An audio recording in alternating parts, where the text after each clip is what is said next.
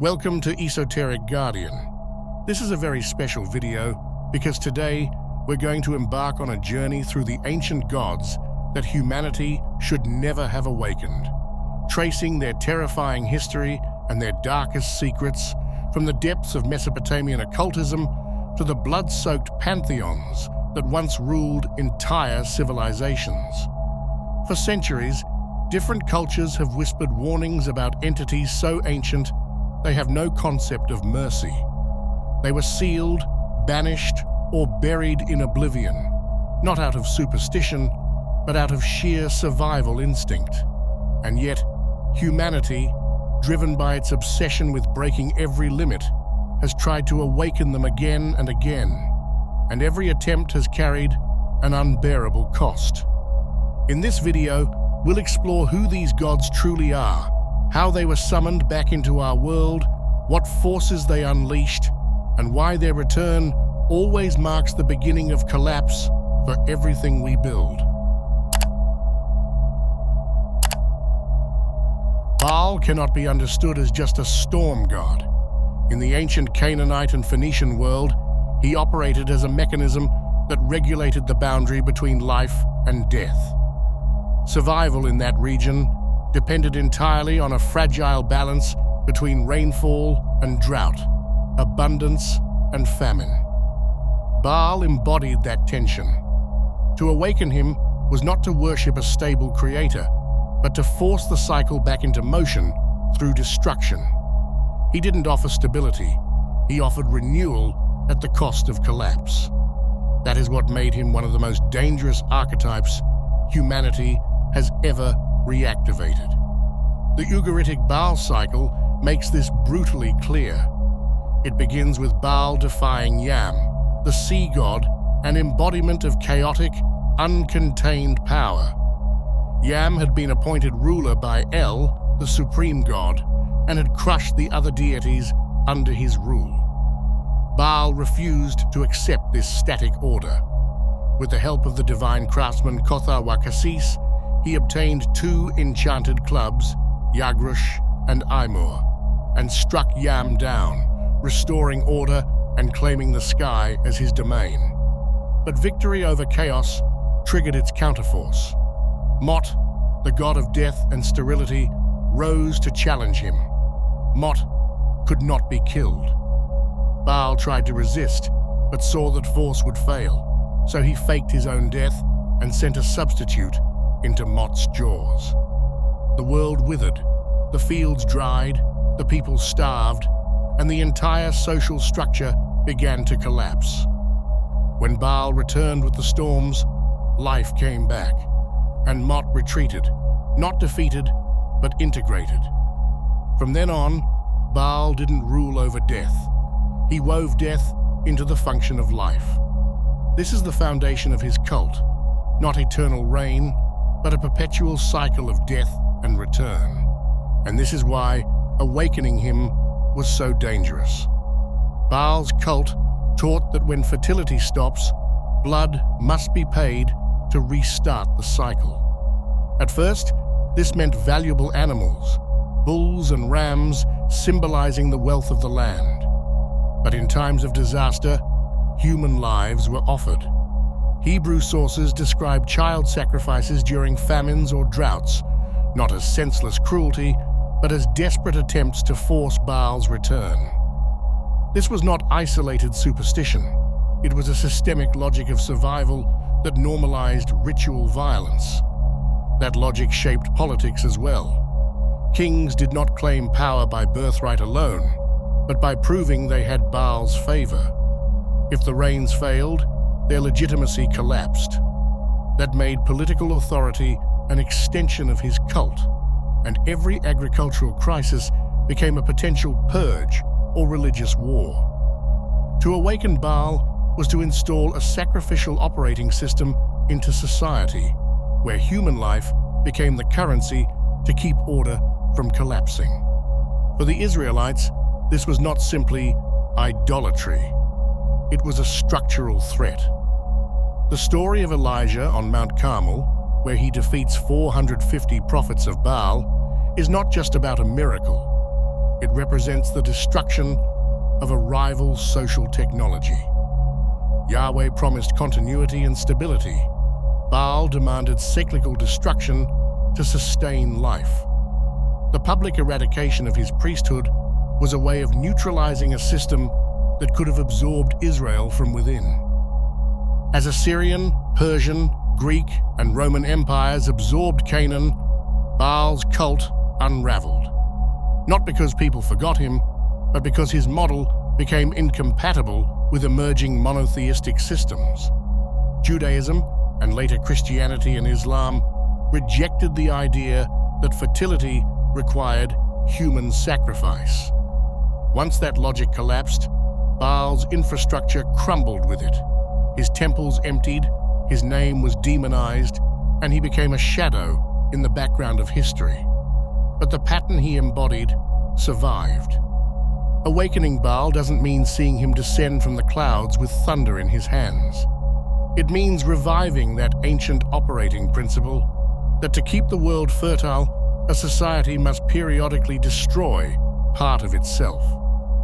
Every time cultures have embraced wars as regeneration, or built economies that consume entire generations, or enforced ideologies that glorify collective sacrifice, they have been unknowingly reactivating the cult of Baal, even if no one says his name. Enlil was the central god of the Sumerian pantheon, and for centuries the most powerful figure in all of Mesopotamia. He was regarded as the lord of wind, authority, and destiny. Ancient tablets refer to him simply as the great god, and in his temple at Nippur, he occupied the highest throne, above even Anu, the sky god. He wasn't seen as a creative force like other deities, but as the pillar that upheld the structure of the world. Myths describe his birth from the union of Anu and Ki, who at first existed fused together as a single being. When Enlil was born, he tore them apart, lifting Anu upward as the heavens and pressing Ki downward as the earth. That moment marks the beginning of the ordered world. From then on, Enlil didn't represent growth or creation. He represented separation, boundaries, and hierarchy. He split heaven and earth and then organized everything that existed between them. His authority rested on the tablets of destiny, divine documents that inscribed the legal structure of the cosmos. Whoever held them could dictate the fate of gods and humans. This made Enlil not just a ruler of nature, but the embodiment of systemic order itself. No other deity could sit on a throne higher than his, and all the others were subordinate to his hierarchy. But that hierarchy came at a brutal cost. The upkeep of the world fell to the lesser gods, who were forced to dig canals, plow fields, and produce food for the great gods. After centuries of exploitation, they rebelled. The crisis threatened to collapse the divine order. Enlil could not allow that, so he approved an extreme solution: the creation of humanity to take over their work. Humans were designed as ritual and economic servants, not as children or free beings. This origin shaped Enlil's relationship with humankind, useful but dangerous. As the human population grew, the myths say their noise disturbed Enlil's sleep. Symbolically, this meant that their sheer numbers were starting to destabilize the hierarchical order he had imposed. His reaction was systematic: first plague, then drought, and finally the flood. Each disaster had the same goal: to reduce human numbers and restore balance. When Enki secretly saved the human Atrahasis from extinction, Enlil only agreed to let them survive under strict conditions: enforced infertility for part of the population and absolute obedience to the gods. This is the key to understanding why awakening Enlil is so dangerous. He does not act as a benevolent protector. He functions as a control mechanism that corrects any excess by destroying it. If the base grows too large, he cuts it down. If human noise disrupts the system, he erases it. His ancient cult was built on keeping that balance through rituals, offerings, and strict laws. And any break in that balance was treated as a cosmic threat. Reactivating his archetype does not mean summoning storms. It means reintroducing the idea that preserving order justifies sacrificing the very population that sustains it. The same pattern appears whenever power structures collapse their own base to stabilize themselves. Regenerative wars, engineered crises, planned famines. Whenever that happens, the old logic of Enlil is at work again, erasing the excess so the throne stays intact. Moloch appears in the ancient Levant as a figure tied to fire rituals and child sacrifice, mentioned repeatedly in the Hebrew Bible as the god to whom children were passed through the fire in the Valley of Hinnom. Archaeology from Punic colonies like Carthage shows tophets, ritual enclosures filled with urns containing the cremated remains of infants and small animals buried under votive stones with inscriptions. There's still debate about how frequent the sacrifices were, but the key is the logic behind them. They were triggered during extreme crises. When famine, plague, or siege threatened to collapse the social order, the community offered its most valuable asset, its own children, to prove absolute loyalty to the system that sustained them. That's what Moloch embodied, a structure that preserves itself by consuming the future. When literal child sacrifice disappeared, the logic didn't. It migrated into how complex systems operate. Modern theorists use Moloch to describe coordination traps, situations where everyone acts rationally inside a system, but the system as a whole destroys the people inside it. No one wants it to happen. No one can stop it from within. The incentives are stronger than the intentions. That's why Moloch keeps returning as a metaphor. The god that feeds on children is just the image. What survives is the mechanism. And that mechanism is everywhere now. Economic systems that run on burnout and debt, consuming entire generations to keep growth numbers up. Social platforms that maximize engagement by damaging mental health because the algorithm rewards it.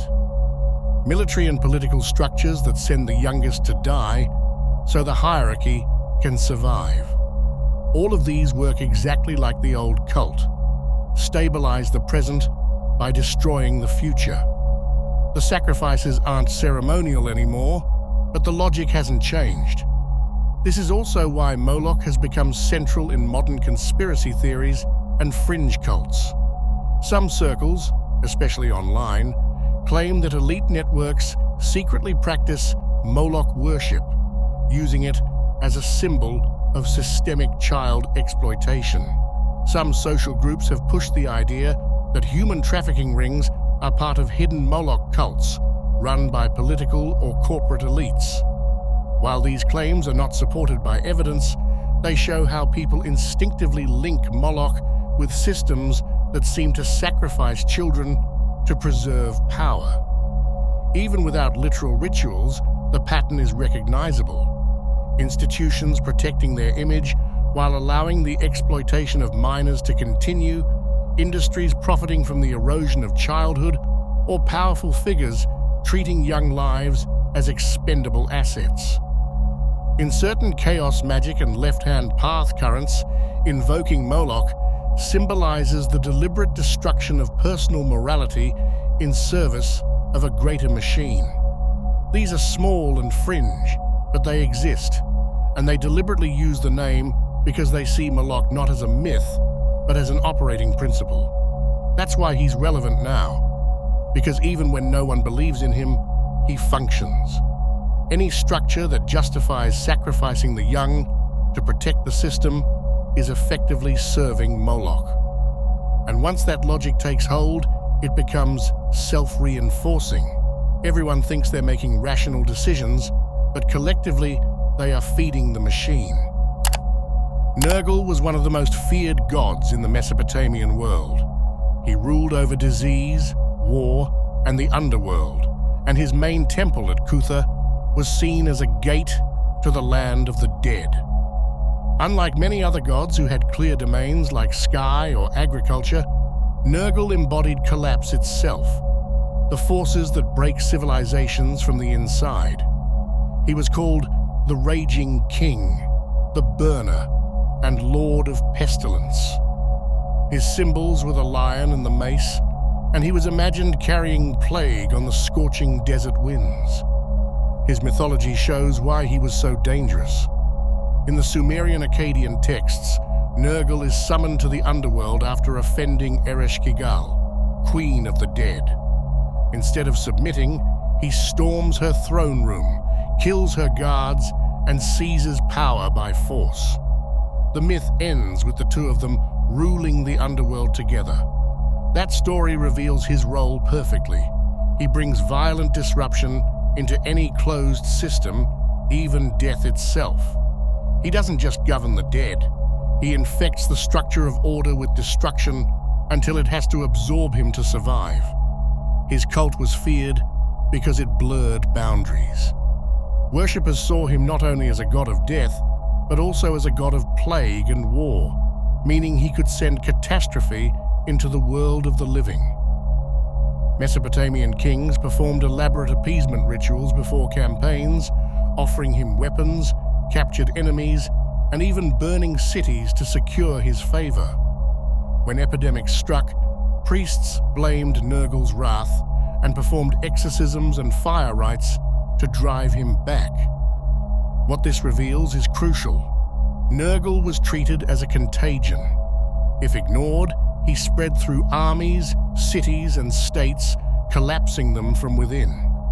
That idea never really disappeared. As Mesopotamia fell under Babylonian, Persian, and later Greek rule, his cult merged with others. He was syncretized with Era, a war god who destroys the world when the other gods grow complacent. In the Era epic, he unleashes plagues and warfare to purge humanity because peace has made them weak. That text is one of the clearest expressions of Nergal's archetype. Reset the world through devastation to restore strength. It's not mindless chaos. It's destruction framed as medicine. And that logic is what makes him dangerous today. Modern systems don't build temples to Nergal, but they reproduce his pattern whenever they justify devastation as cleansing. The idea that collapse is necessary to renew society, burning everything down to make it stronger, is the same impulse his cult embodied. You see it in extremist ideologies that glorify war as purification, in accelerationist movements that want to trigger systemic collapse to rebuild from the ashes, and even in parts of economic theory that treat recessions as healthy purges. All of these are Nergal's logic in modern form, suffering as a reset button. Occult currents have also revived him symbolically. Some left-hand path practitioners use Nergal in rituals as the gatebreaker, an initiatory force that destroys the old self through trauma. In these contexts, he represents the will to dismantle all stability to rebuild from zero. The same function he had in ancient Mesopotamia, now applied to the psyche. It's rare, but it exists, and it shows how his archetype keeps resurfacing wherever people see destruction as the only path to renewal. In Gnostic cosmology, the Archons are not gods, but they are cosmic administrators, artificial rulers created by Yaldabaoth to maintain control over the world he built. The texts describe them as soulless beings, powerful, intelligent, and organized, but completely cut off from the higher realm. They are like extensions of Yaldabaoth's will, fragments of his arrogance given shape, and their only purpose is to keep souls from escaping the material prison. According to the Apocryphon of John, Yaldabaoth produced 7 primary Archons, each ruling one of the planetary spheres: Azathoth, Eloios, Astaphios, Yao, Sabaoth, Adonaios, and Sabataios. Around them are countless secondary Archons, forming a vast bureaucratic hierarchy. Their job is to shape bodies, enforce destiny, and surround each soul with layers of distraction and false order. The Gnostics compared them to gatekeepers. When a soul dies and tries to ascend, it must pass through the planetary spheres, and the Archons interrogate it, demanding passwords and sacred names. Any soul that cannot answer is pushed back down into rebirth, still trapped in matter. The key point is that Archons have no true spirit. They don't carry the divine spark. They are machines of order, clever but empty. Their strength comes from structure, not essence. They use fear, shame, rules, and temptations to keep the divine spark focused on survival instead of awakening. They feed off ignorance, and because they cannot create light, they imitate it.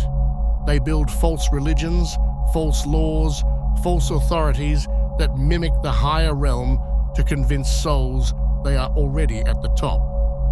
This is why Gnostic texts call them rulers of the world, but never gods. They are not divine. They are enforcers of a counterfeit system. Seen this way, the concept is very recognizable today. Anything that behaves like an Archon is something that enforces order without understanding what it's enforcing. Bureaucracies that follow rules even when those rules harm people. Algorithms that decide what reality you see without caring what is true. Ideologies that punish questioning as if it were a threat to existence. These are not conscious evil forces. They are self-reinforcing systems that trap human attention inside structures and block any view beyond them. That is exactly how the ancient Gnostics described the Archons. Their system works only as long as no one remembers where they came from. The Gnostic path was about breaking their hold, not by fighting them, but by understanding them. If the soul wakes up, remembers its origin, and learns the passwords, meaning real knowledge of what is true and what is artificial, the Archons lose all power. They cannot touch what does not belong to Yaldabaoth. And once the spark sees them for what they are, they stop looking like gods and start looking like what they have always been, jailers guarding a world that was never real. Abraxas is one of the most elusive figures in the entire history of esoteric religion. He appears briefly in many ancient cultures and then vanishes, only to reappear centuries later under new names and symbols. In early Gnostic traditions of the 2nd century CE, his name was carved on protective stones and amulets. These Gnostics believed that salvation didn't come from gods or faith, but from inner knowledge, gnosis, and they saw Abraxas as the embodiment of that hidden knowledge, the force that stood beyond all opposites. That is the key point. Abraxas was not a god of good or evil, light or darkness. He was described as the totality that contains both. Gnostic texts call him the ruler above the 7 planetary Archons, the beings that govern the visible cosmos, and place him beyond the demiurge who created the material world. For them, Abraxas was above creation itself. His name was assigned the numerical value 365, symbolizing the full cycle of the year, the totality of time. Where other deities ruled fragments of reality, Abraxas represented the entire system, including what exists and what does not yet exist. His iconography shows how paradoxical he is. Ancient Abraxas stones depict a humanoid figure with the head of a rooster, symbol of vigilance and cosmic dawn, and legs made of intertwined serpents, symbols of earthbound instinct and chaos. He often holds a whip and a shield, representing dynamic force and protection. This strange mixture reflects his nature as a union of contradictions, spirit and matter, life and death, order and chaos. That is why Gnostic groups considered him higher than any god. He was not inside the dualistic structure of the cosmos, he was the structure itself. Later occult traditions noticed his traces in older cultures. Some writers connected him to Egyptian syncretic deities, others to early Sumerian motifs, and some even linked his name to the roots of the word abracadabra, originally used as a protective spell. Helena Blavatsky, founder of the Theosophical Society, described Abraxas as a hidden supreme being, above the familiar gods. Carl Jung referenced him in the 7 Sermons to the Dead, calling him a force beyond good and evil, the total energy of existence itself. In Jung's framework, Abraxas represents the raw, undifferentiated power from which all archetypes emerge, the sum of creation and destruction before they split into opposites. This is what makes Abraxas so unsettling. While most religious systems work by separating order from chaos, good from evil, Abraxas erases those boundaries. He represents the total system, not its parts. And this is why he keeps resurfacing in modern esoteric currents. Certain Hermetic, Gnostic, and even Masonic circles treat Abraxas not as a deity to worship, but as a cipher, a symbol of the hidden code underlying reality, which must be understood but never personified. In that sense, Abraxas becomes a warning. If you reach him, you go beyond morality, beyond structure, into the point where everything is possible and nothing has meaning unless you impose it yourself. That is why Abraxas is so relevant now. In a world overloaded with information, symbols, and competing truths, he embodies the idea that the system itself might be the real God, not the pieces, but the whole. And anyone trying to access hidden power must confront that risk. If you reach Abraxas, you are no longer dealing with good or evil. You are dealing with everything, all at once. Yaldabaoth, known in Gnostic tradition as the false creator and jailer of souls, is described as the architect of the material world. According to the Apocryphon of John and other Nag Hammadi texts, he was born when Sophia, the divine principle of wisdom, acted without her consort. The result was a malformed being with enormous power, but no awareness of the higher realm from which he came. Because he couldn't perceive anything above himself, he declared, "I am God, and there is no other beside me." That mistake is the foundation of his entire system. He created the physical cosmos as a kind of copy of the true, hidden realm, the pleroma, but without its light. To maintain control over it, he generated the Archons, lesser rulers that govern the planetary spheres and enforce his order. He set up fate, Hymarmene, so that every soul entering the world would be caught in cycles of birth, suffering, and death. Humans in this framework are fragments of divine light, sparks from the higher realm, trapped inside the prison body of Yaldabaoth's creation. This is why Gnostic texts portray him not as evil in a moral sense, but as ignorant and unstable, powerful enough to build worlds, yet blind to the fact that he is inside a larger one.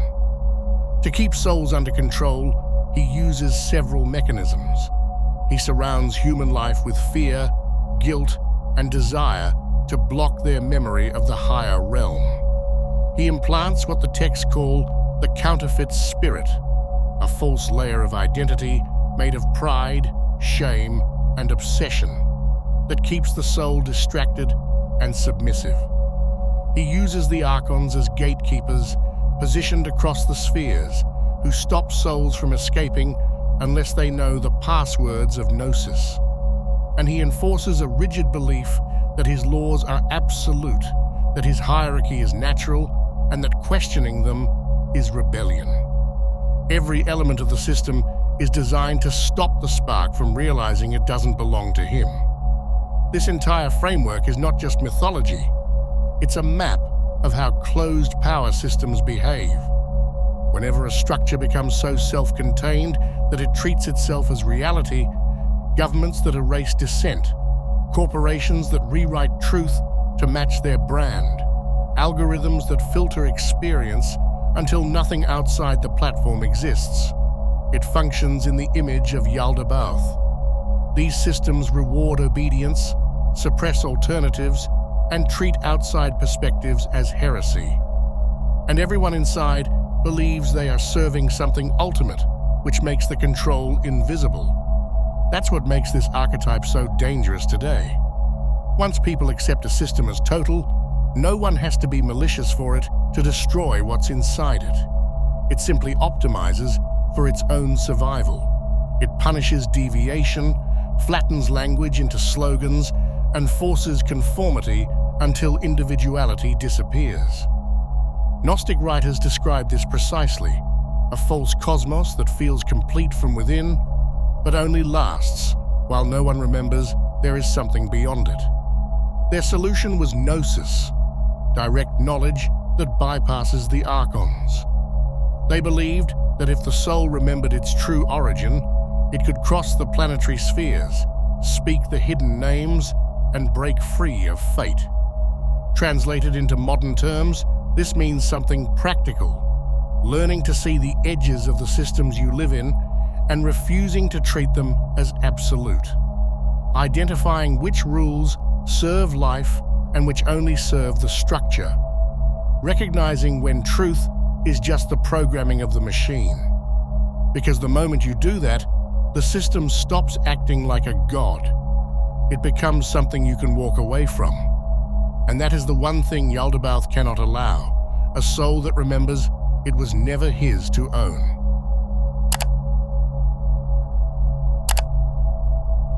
In Mesopotamian religion, Tiamat was the personification of the original chaos that existed before any form of order. She was not part of the structured pantheon. She came before it. The texts describe her as the primordial, saltwater ocean from which the first gods emerged. This matters because, for the Babylonians, everything that exists, matter, law, hierarchy, and identity, was imposed on top of her. When she rose up after the death of Apsu, they saw that event as the most dangerous moment in cosmic history. Tiamat's uprising meant that the chaos at the base of existence had become active again. She created hybrid monsters, armed Kingu with the tablets of destiny, and tried to dismantle the younger gods. The threat was not that she would rule them. The threat was that she would eliminate the entire framework they had built, returning the universe to a state where no structure could exist. This is why ancient sources describe her death as the foundation of the world. Marduk used her body to construct the sky and the earth. From her eyes came the Tigris and Euphrates. From her tail came the Milky Way. Their entire reality was built on her corpse. If she returned, that foundation would break, and everything, gods, humans, and the physical world, would collapse back into undifferentiated chaos. For that reason, awakening Tiamat was treated as a catastrophic risk. She represented the state before separation, before boundaries, before roles. If she rose again, every distinction would dissolve. Gods would lose their authority. Humans would lose their purpose. Time, matter, and identity would stop functioning. From the Babylonian point of view, this would not be destruction in the normal sense. It would be reversal, a total undoing of the world. That is why she was not worshipped. The priests didn't see her as a deity to honor, but as a structural hazard that had to remain sealed. Annual rituals like the Akitu festival were designed to symbolically repeat her defeat to prevent her reactivation. Allowing her to return meant erasing the entire system of reality. Ahriman, also known as Angra Mainyu, appears in the Avestan texts as the force that embodies the complete corruption of reality. The ancient Persians described him as the spirit of Druj, deceit, disorder, and decay, in direct opposition to Asher, the principle of truth and order upheld by Ahura Mazda. He wasn't seen as vague evil. He was an active adversary with a clear program to dismantle creation at every level. In Zoroastrian cosmology, the history of the world unfolds over 12,000 years, divided into 4 ages of 3,000 years each. First, only the spiritual realm, the Menog, existed. Ahriman saw the light of Ahura Mazda and decided to attack it. Ahura Mazda responded with the sacred Ahuna Vairya prayer, which stunned Ahriman for 3,000 years. During that paralysis, Ahura Mazda built the material world as a trap to contain him inside time. When Ahriman finally awoke, he broke into creation, and this began the Age of Mixture, when death, disease, and falsehood entered reality, and every living being became caught between 2 incompatible forces. Ahriman doesn't create anything new. His method is corruption.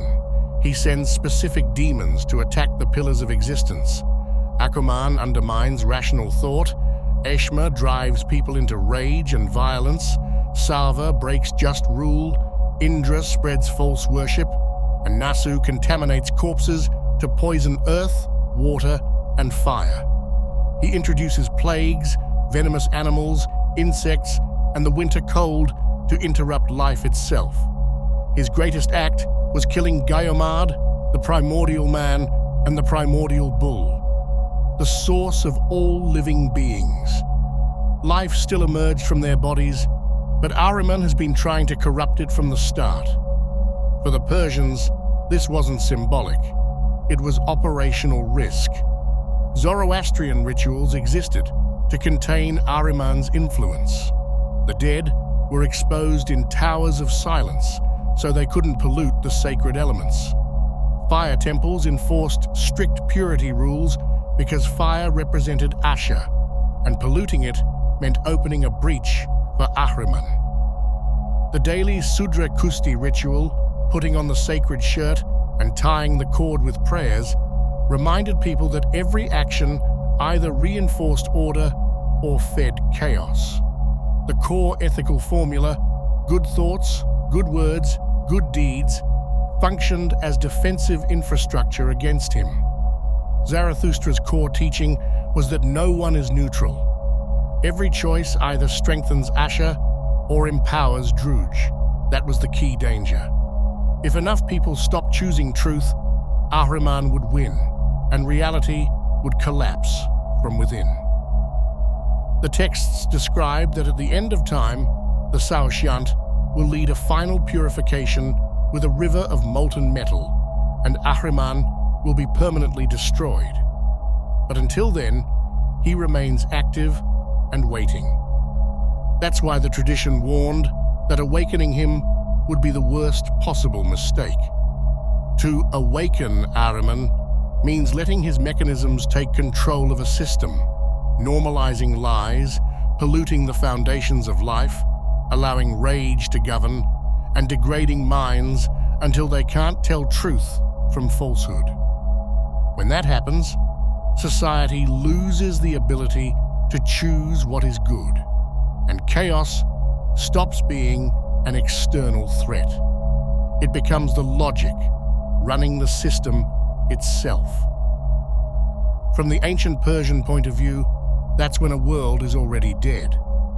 Because once Ahriman controls the structure, people no longer notice him. Corruption has become normal, and for them, that was the true end of creation. Sobek was one of the most paradoxical figures in the Egyptian pantheon. He was portrayed with the body of a man and the head of a crocodile, and he embodied raw instinct, aggression, frenzy, hunger, and sexual drive. In a religion built around Maat, cosmic order, balance, and stability, Sobek represented the forces that could not be reasoned with or negotiated, only contained and directed. His worship appears very early, as far back as the Old Kingdom, and centered around the Nile, especially in Fayum, Kom Ombo, and Crocodilopolis. These regions depended on the river, and crocodiles were its most feared predators. Sobek embodied that danger. Temples kept living crocodiles in sacred pools, feeding them lavishly and decorating them with gold jewelry. People feared that if Sobek was ignored or angered, the Nile would stop flooding or turn hostile. They treated him like a living threat, always present, always close, and always watching. The Egyptians said, Sobek emerged from the primordial waters at the dawn of creation. In some myths, he helped Ra recover the lost pieces of his eye after it was stolen by Set, and protected him as he sailed through the underworld. This made Sobek a paradoxical figure, destructive yet protective. He could embody chaos when enraged, but serve order when controlled. That tension is why he was so dangerous. Sobek was described as having uncontrollable appetite, uncontrollable rage, and uncontrollable lust. Hymns praised his ferocity, his speed in devouring, and his strength in mating. This made him essential for fertility and power, but terrifying if unleashed without limits. Priests called him the one whose mouth tears the waters, meaning he could open the Nile and give life, or close it and bring famine. That is why awakening Sobek recklessly was considered a catastrophic risk. He represented the animal core of the human mind, the drives that bypass reason and morality. Egyptian religion worked like a containment system. Maat had to regulate every aspect of life, behavior, speech, food, ritual, law, to keep forces like Sobek from destabilizing society. If Sobek rose unchecked, Maat would collapse. Frenzy would overtake judgment. Desire would override duty. Violence would stop obeying hierarchy and turn against everyone. In times of political collapse, inscriptions describe Sobek rising from the waters, bringing droughts, floods, and plague. To the Egyptians, this meant the boundary between civilization and instinct had broken. Awakening him meant the return of the pre-cosmic state, when no one could control themselves and no one could control nature. That's why his temples functioned like pressure valves. They didn't glorify Sobek as a moral ideal. They fed him, distracted him, and kept him contained. Every offering was part of an unspoken contract. Stay calm, stay in the water, don't rise. Because if Sobek ever left his pools and took back the Nile, everything built on its banks would be gone within days. Set was one of the most feared and controversial gods of ancient Egypt. He ruled over chaos, storms, desert, foreign lands, and unrestrained force. While most Egyptian gods represented stable aspects of the cosmic order, Set embodied Isfet, disruption, disorder, and raw destructive power. He was portrayed with the distinctive Set animal, a hybrid creature with square ears, curved snout, and forked tail, not matching any known species because he stood outside the natural order itself. Early on, Set wasn't treated as purely evil. In the Old Kingdom, he protected Ra on his nightly voyage through the underworld, standing at the front of the solar bark to fight Apophis, the serpent of chaos. This made him paradoxical, a god of destruction who defended the world from annihilation. In those early dynasties, he symbolized the necessary violence that protected order from collapse. Pharaohs from the Second Dynasty even used his name in their royal titles. But over time, his reputation shifted. After he murdered his brother Osiris to seize the throne, Egyptian religion recast him as the model of betrayal and disorder. His rivalry with Horus became the central myth of political legitimacy. Horus as rightful order, Set as violent usurpation. Yet Set was never removed from the system. Even when demonized, he remained part of the pantheon because the Egyptians knew they needed his force. They just had to keep it contained. This is where Set differs fundamentally from Tiamat. Tiamat represents the pre-cosmic void, the chaos that existed before creation. Awakening her would erase the entire framework of existence. Set, in contrast, is chaos inside the system, a destabilizing force that operates within creation. He doesn't try to dissolve reality back into nothing. He tries to dominate it through disruption. That distinction matters. Tiamat is anti-structure, while Set is anti-stability. He doesn't want to end the game. He wants to break the rules and win. This made him permanently dangerous. Temples feared that if Set grew too strong, he would collapse Maat and turn civilization into endless civil war. But if he vanished entirely, Egypt would lose the force needed to fight chaos from outside. So priests restricted his worship to border regions, military cults, and desert shrines, always under tight control. His main cult centers were Ombos, Nakada, Avaris in the eastern delta, and later in the oases of the western desert. In these places he was invoked by soldiers, explorers, and those dealing with foreign trade, anyone living at the edges of order. Set's archetype survived long after pharaonic religion ended.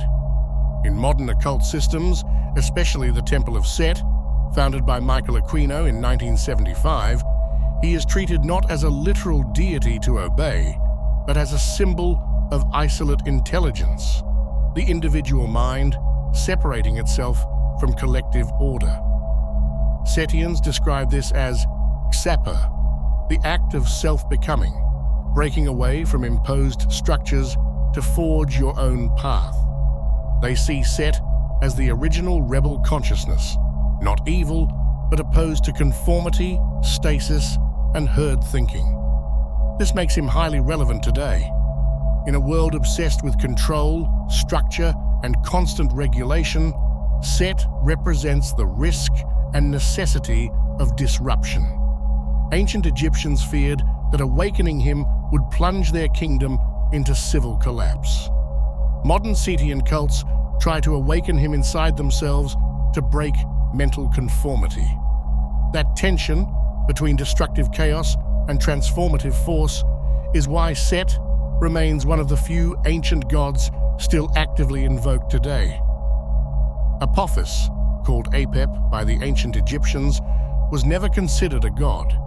He had no temples, no priesthood, and no offerings, because he didn't belong to the divine system at all. He was the personification of Isfet, the opposite of Maat, and Maat was the foundation that kept Egyptian civilization functioning. While every other being in their mythology had a role inside the cosmic structure, Apophis came from outside it. He was said to have emerged from none, the primordial waters that existed before creation, and that origin defined him. He wasn't part of the balance, he was the thing that erased balance. They described him as a colossal serpent buried beneath the world, with iron-like scales that could not be pierced and glowing eyes that paralyzed the gods with fear. Each night, as Ra sailed through the Duat on his solar bark, Apophis rose from the waters of chaos and attacked. He tried to coil around the sun god's boat and drag it back into the abyss. He spat fire that evaporated the waters of the underworld, screamed with such force that it froze the gods in place, and tried to swallow the sun whole. If he succeeded, the sun would never rise again. Time would stop. Crops would wither. Law and memory would dissolve. The Egyptians didn't treat this as a metaphor. To them, it was a real structural risk.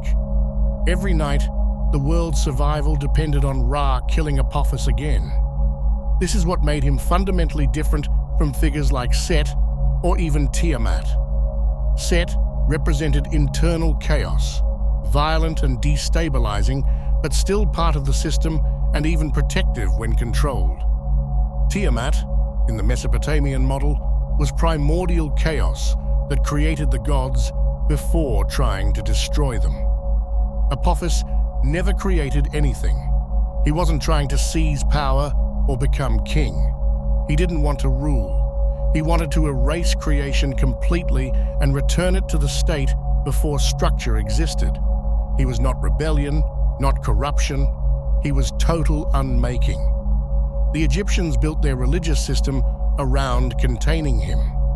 Texts like the Book of the Dead, the Amduat, and the Book of Gates describe how Ra's crew had to fight Apophis in the Duat every single night. Set stood at the front of the solar bark spearing him. Mehen, another serpent, coiled around Ra to shield him from Apophis's gaze. The other gods hacked at his body with knives, burned him with fire, and recited spells to bind his coils. On Earth, temple priests performed anti-Apep rituals each morning.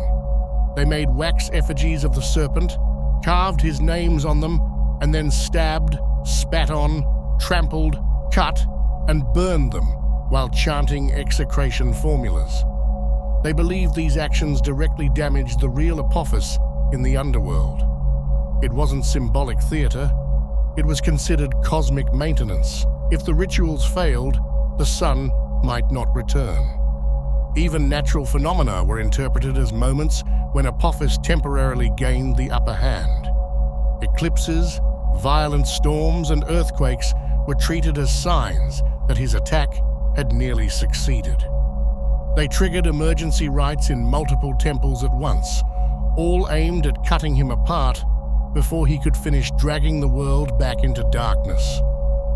For the Egyptians, Apophis represented the built-in failure condition of reality. He was proof that their world wasn't stable on its own. It survived only because the forces of order fought constantly to hold it together. And they believed that if humans abandoned Maat, if rituals were neglected, or if people stopped believing, Apophis would gather enough strength to win once and for all. To them, awakening him meant letting that resistance collapse, letting chaos stop being something outside the system and allowing it to flood inward. It wouldn't be rebellion or conquest. It would be the complete erasure of existence. That is why Apophis could never be worshipped, never appeased, and never allowed to rise. Other destructive gods could be contained, bribed, or controlled. Apophis had to be fought, bound, cut apart, and burned, every day, forever.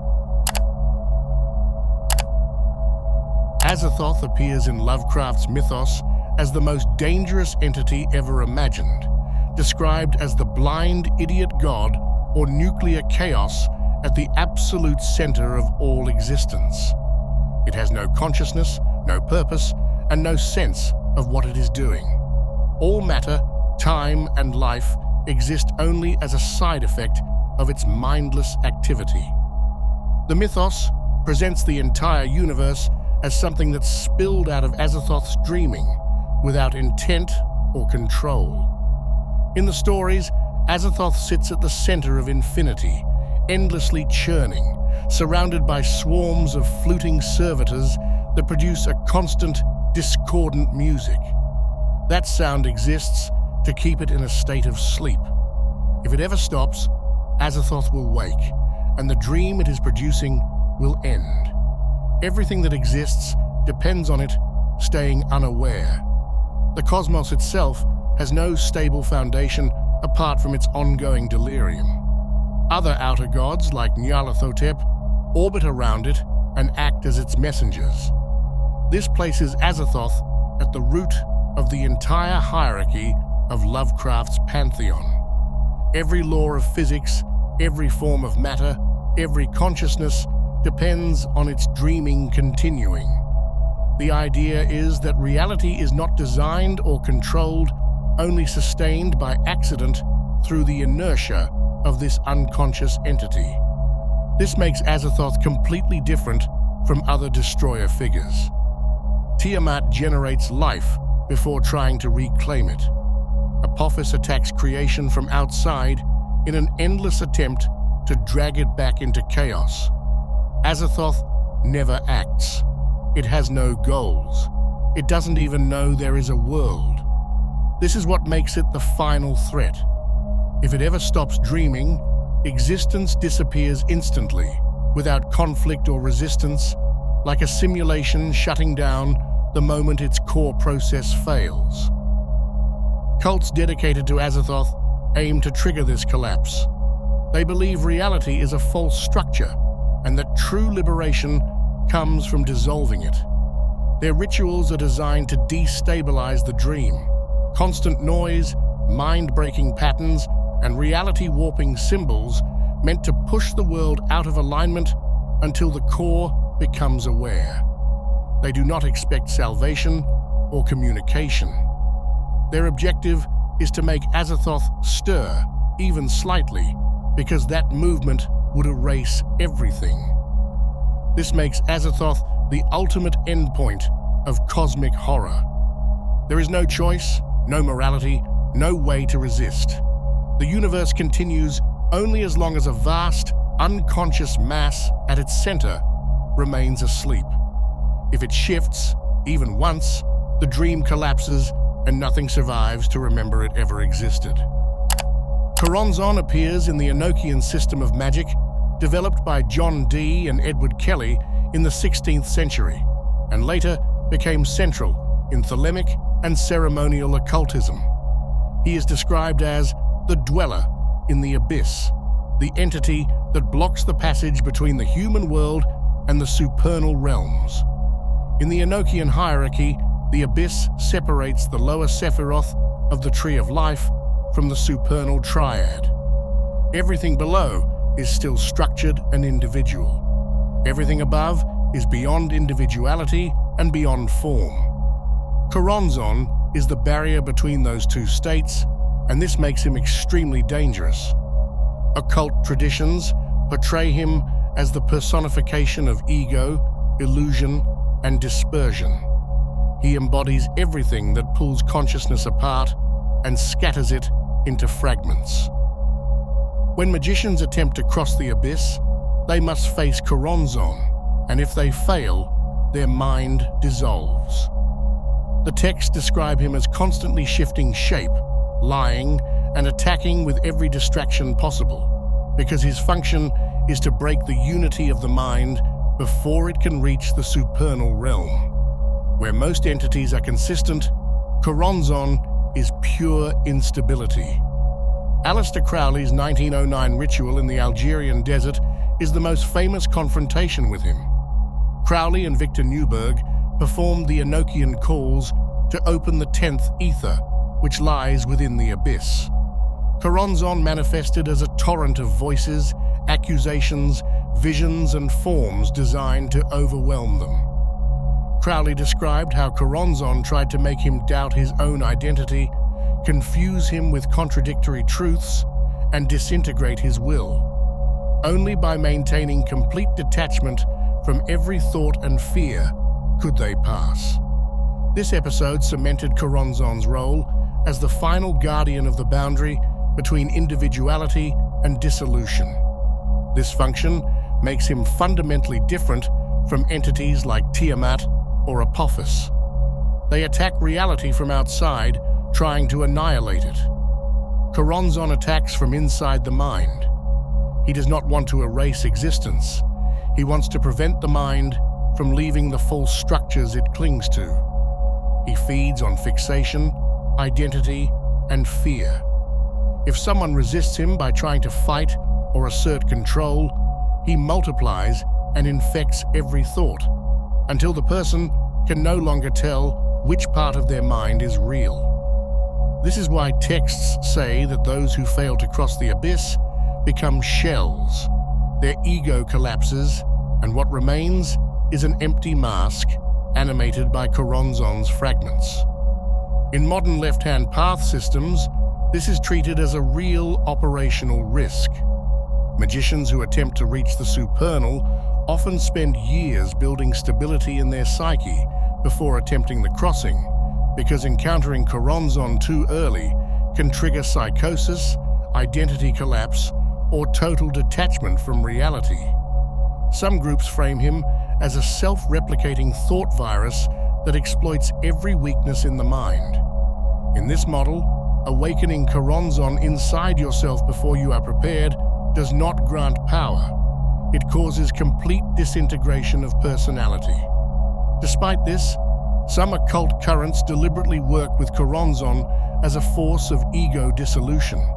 They approach him not to control him, but to break down rigid thought structures, using carefully contained rituals in which every belief and attachment is stripped away while maintaining a stable observing core. The objective is to survive disintegration and rebuild the self as something stronger and self-created.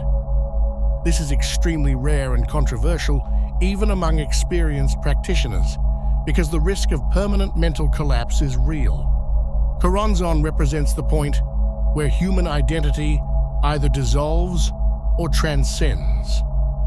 Ancient chaos gods threaten the structure of the universe. Chronozon threatens the structure of the mind. This makes him one of the most feared entities in modern occultism, and why traditional grimoires warn that awakening him recklessly can destroy everything that makes you who you are before you even realize it's happening. Niggurath is one of the central outer gods in Lovecraft's mythos and carries the title the Black Goat of the Woods with 1,000 young. While Azathoth embodies mindless chaos at the center of existence, Niggurath represents unchecked fertility, uncontrolled reproduction, and organic corruption.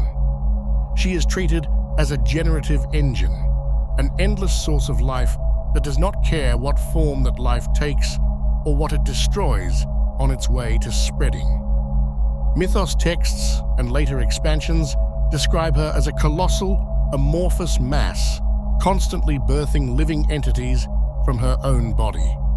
Her 1,000 young are described as mutated, half-formed, predatory offspring that devour everything around them, including their own creators, before fusing back into her flesh to be reshaped again. This cycle never ends. It bypasses evolution, structure, or purpose. Every surface becomes a breeding ground. Every organism becomes raw material. She doesn't just create life. She creates it faster than any system can contain or control. This makes her conceptually opposite to human civilization. Human systems rely on stability, slow reproduction, and controlled growth. Niggurath erases those boundaries. Once her influence spreads, biology stops following rules. Organisms lose their fixed forms, merge into each other, and replicate beyond all limits. Her corruption is described as producing forests of pulsating flesh, herds of eyeless quadrupeds, insectoid masses, or gelatinous colonies that still remember fragments of their original minds. These entities reproduce on contact, ensuring that any attempt to destroy them only accelerates the spread.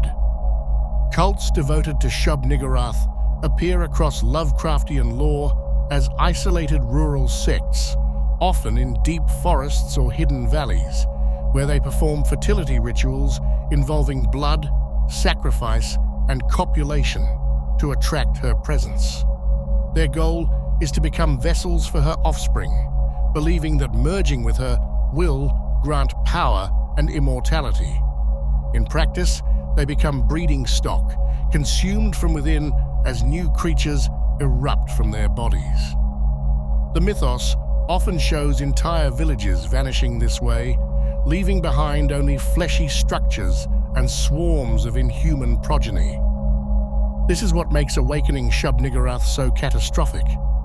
Azathoth erases existence in an instant. Niggurath overwrites it slowly through biological excess, converting all matter into living tissue until nothing recognizable remains. She does not destroy civilizations through war or collapse. She drowns them in life, uncontrolled, formless, and endlessly multiplying. Any system based on structure or identity breaks down because form itself becomes unstable. What was once a human body, a building, or a forest turns into nutrient for her expanding biomass. Even the other outer gods rarely approach her. The implication is that existence itself treats her as a containment breach, a force that must be kept localized, because once she spreads, she can't be stopped. Fire, radiation, and even disintegration only delay the process as fragments of her offspring survive and regrow. This places Niggurath as the embodiment of a specific fear in cosmic horror, the failure of biological limits. Where most entities break minds or erase reality, she breaks the concept of controlled form. Awakening her means triggering an irreversible chain reaction of mutation and reproduction that devours its creators and everything around them until only shifting, self-consuming flesh remains. Saturn originates in Roman religion as the god of time, cycles, agriculture, and inevitable decay.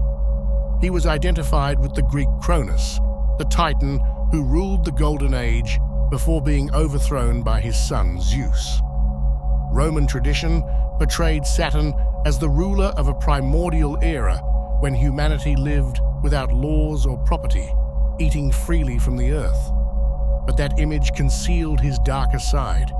Cronus, Saturn, feared being overthrown, so he devoured each of his children the moment they were born. This single act defines his nature, the force of time that creates, nurtures, and then consumes its creations to make way for the next cycle. Saturn's original Roman cult was centered on the Temple of Saturn in the Forum, and his festival, the Saturnalia, was one of the most chaotic events of the Roman year. During Saturnalia, social hierarchies reversed.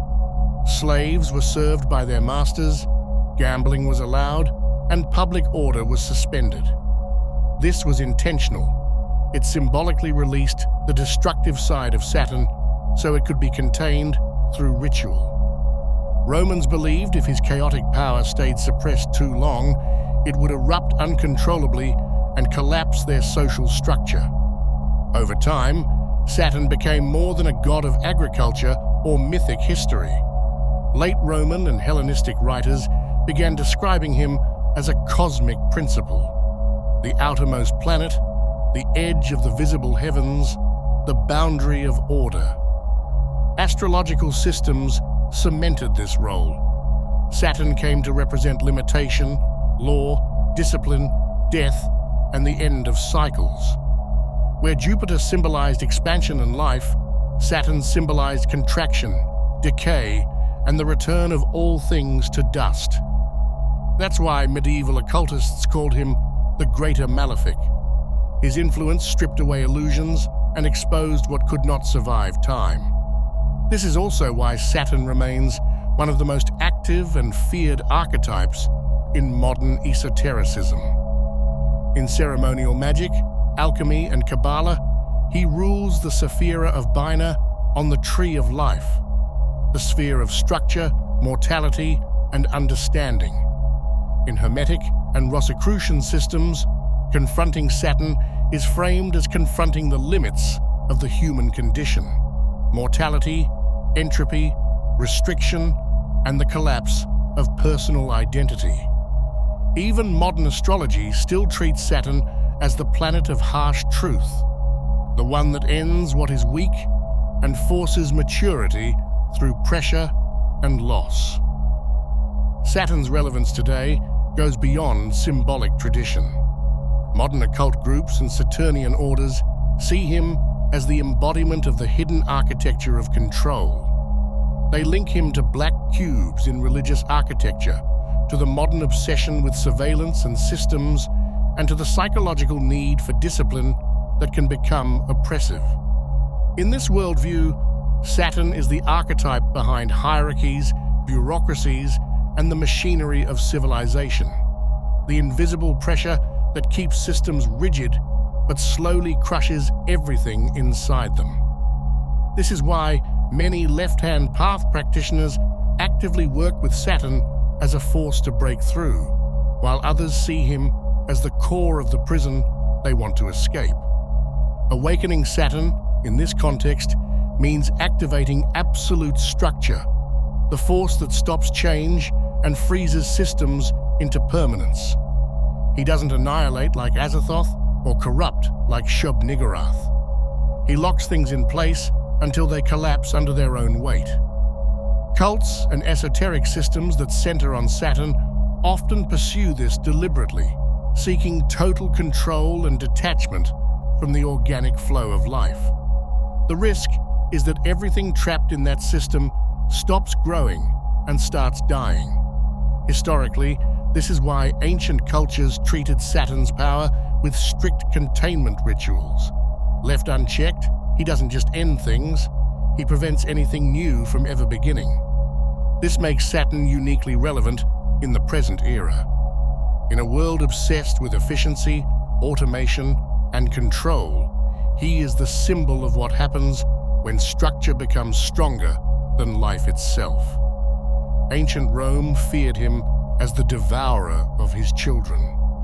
Modern esotericists warn that he still operates as the hidden engine behind systems that consume their own creators. And this is exactly why Saturn remains one of the most dangerous gods humanity could ever awaken. Every one of these gods was created to explain something that people could sense but couldn't control. They weren't meant to be worshipped. They were containment models, symbolic warning systems built to show where the edges of reality crack. Each one represents a fundamental failure state of existence: chaos that overrides order, growth that consumes its own source, control that turns into suffocation, and time that devours everything it creates.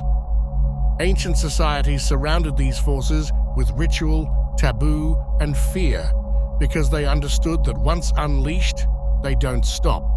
They don't negotiate. They don't scale back.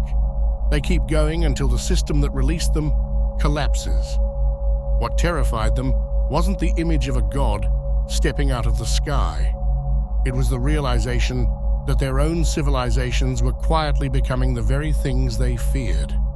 That's the part that still matters. We build algorithms, institutions, and economies believing they serve us, while they quietly begin to operate like Moloch, like Saturn, like Niggurath, mechanisms that pursue their function even if it destroys their creators. The same dynamics the ancients tried to lock away now run silently in the background of our world. So the real danger was never that these gods could be summoned. The danger is that they can re-emerge as systems inside human structures and human minds without anyone noticing until it's too late. Understanding them isn't about fearing old myths. It's about recognizing the patterns they described before those patterns reach critical mass again. That's why these were the gods humanity should never have awakened.